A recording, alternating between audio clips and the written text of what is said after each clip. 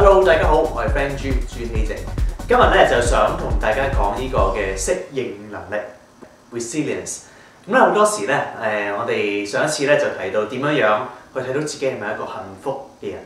當我哋咧去留意到我哋自己一個幸福嘅人嗰時咧，慢慢咧就可以幫我哋其實將呢個免疫抗疫嘅能力咧、適應嘅能力咧去提升，以至到咧當我哋面對困難困境嗰時咧，可以去做得更加之好。當我哋面對呢個困難或者困境嗰陣時，好多時嘅情況咧，就係其中一個字好特別嘅咧，就係可以 bounce， 即係好似跳起彈起一個咁嘅情形。當你去到一啲做唔到嘅情形，你可以重新彈起，將你嘅適應能力咧更加加強。我相信咧有啲嘅時間裏邊一定去到啲位，你覺得哎呀好攰啊，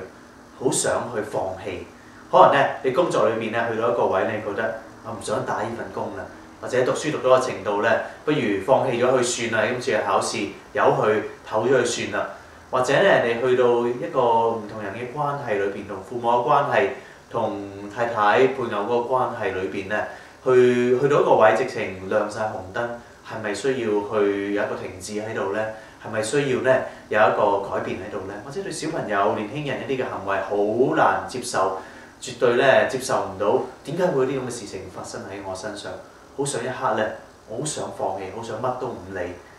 嗰時咧，其實我哋更加要去留心，我哋會唔會可以將我哋嘅適應能力去增強？當然事情演變到嗰刻裏邊咧，就亦都係唔係容易去解決啦。但係當中裏邊咧，當我哋平時面對問題嗰時，可以慢慢去培養呢個適應嘅能力，以至到咧你對自己個信心咧係更加之大，可以去面對困難咧困境裏邊做得更加之好。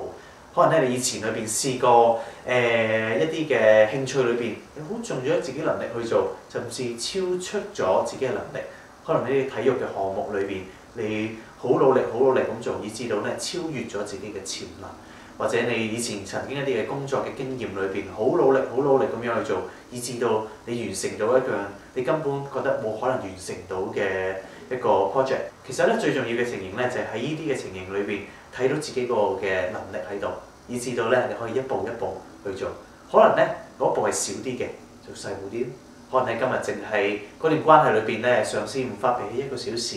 或者咧可能咧喺嗰度嘗試咧去讚賞下人哋一兩句，唔去將一啲唔好聽嘅説話咧自己近咗去唔好講出嚟。呢啲好少嘅事情咧，慢慢一步咁咧幫大家個互動嘅關係去處理得更加之好。我相信咧每個人嘅適應能力咧都可以去增加嘅，咁大家可以一齊努力去學習呢一樣嘅事情。咁有機會咧嚟我網址，因為之前咧都講過好多方面呢一方面嘅題目，可以睇下 www.frankg.org。多謝大家，拜拜。